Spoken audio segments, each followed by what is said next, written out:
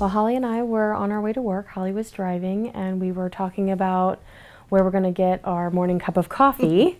I see out in the distance on the left-hand lane that it looks almost like a piece of pipe.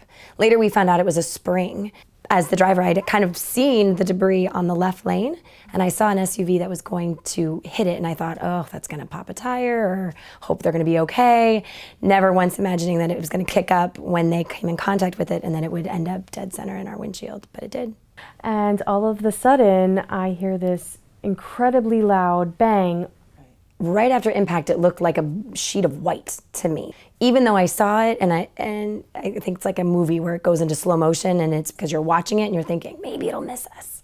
And instead it was a direct center hit. And then there is that, what else is being damaged? Is she okay? Am I okay? I need to get the car off the road. It was concave. It had gone inward from where the impact was. We had so much glass. It was all over our body. It was all over the console. It was on the floor. It got into our bags, into the cup holders. And there's glass on my lap. There's glass on my chest. And there's glass in my mouth. Glass had gone everywhere. I opened my wallet that was in my purse, and shards of glass came out of it. So while the glass did coat us fully, it was really dust. It was particles. It wasn't shards. We weren't in any danger. But the windshield held. The windshield was completely intact around the outside, and it was, the broken parts were all just in the middle. It truly stopped the debris from having an opportunity to enter the car. It was our protective barrier. And so while there was an impact, there was no entry of that debris. And I would say that protection is something that we take for granted and we don't consider until you're faced with a situation like this.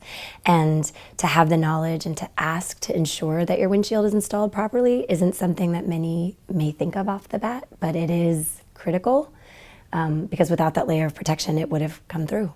And the windshield really was a life-saving device in this accident. If that windshield hadn't held, we would have been in the hospital. After working with our deputy, after dialing 911, we then started all of the calls of what's the next step. And the next step was getting a windshield replacement. And so I have a Honda CR-V, and it does have automated driver assistance systems, or ADAS. It's got lane keep assist, it's got adaptive cruise control, among a few others. So I knew that it was going to need to be recalibrated once the windshield was replaced.